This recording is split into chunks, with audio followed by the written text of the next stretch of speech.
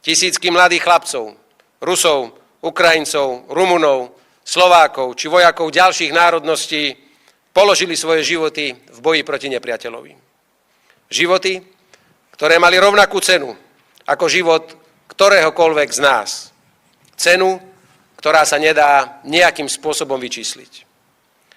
Na tomto fakte nič nemení ďalší povojnový vývoj v Európe a v našej krajine. Nič na tom nemení ani dnešná realita, akokoľvek je znovu bolestná a ťažká. Nie je dôvod, aby problémy súčasného sveta vrhali tieň na pamiatku našich osloboditeľov a na ich veľké hrdinstvo. Nie je dôvod spochybňovať ich zásluhy.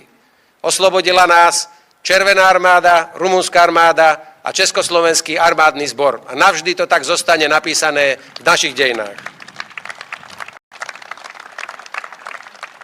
Nie je absolútne žiaden dôvod unáhlene podľahnúť pokušeniu prekresľovať históriu.